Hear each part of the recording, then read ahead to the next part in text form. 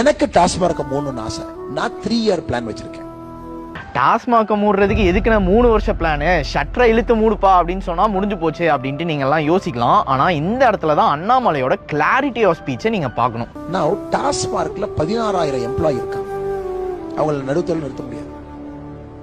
I have to create an alternate employment for all the 16,000 people. Number 1.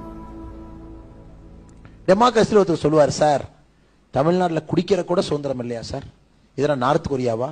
திடீர்னு ஒருத்தர் சிஎம்மா வருவாராமா, நாங்களாம் குடிக்கூடாதுன்னு சொல்லுவாராமா, என்னையா நியாயமா?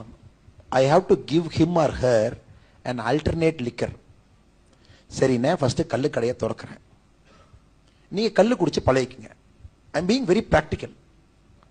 ஃபர்ஸ்ட் இயர் 33% டாஸ்மார்க்க முடிடுறோம், செகண்ட் இயர் 33% முடிடுறோம், தேர்ட் இயர் 33%. 3 வருஷத்துல மொத்தமா முடிடுவோம்.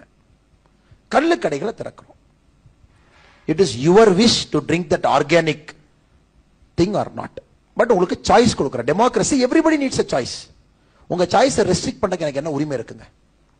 பட் ஐ எம் சேயிங், இந்த கெமிக்கல் லிக்கரை குடிக்காதீங்க, குடல்லாம் புண்ணா போகும், இதை குடிக்காதீங்க, இதை குடிங்க. அட்லீஸ்ட் விவசாயிகளுக்கு லாபம் வரும். டாஸ்மாக்ல வேலை பார்க்குற 16,000 எம்ப்ளாயிஸோட வாழ்க்கை என்ன ஆகும் அப்படின்ட்டு யோசிக்கிறாரு. ஒரு ஜனநாயக நாட்டில் ஓவர் நைட்ல வந்து நான் எப்படி அவங்களுக்கு ஒரு சாய்ஸே கொடுக்காம எல்லாத்தையும் ரெஸ்ட்ரிக்ட் பண்ணலாம் அப்படின்ட்டு ப்ராக்டிக்கலாக பேசுறாரு.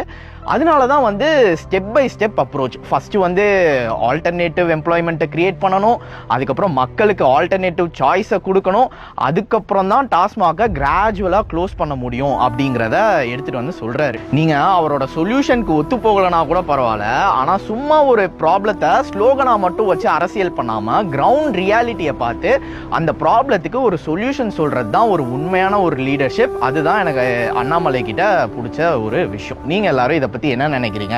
இந்த அப்ரோச் ஒர்க் அவுட் ஆகுமா ஆகாதா அப்படிங்கறதெல்லாம் நீங்க கமெண்ட்ஸ்ல சொல்லுங்க. தேங்க்யூ.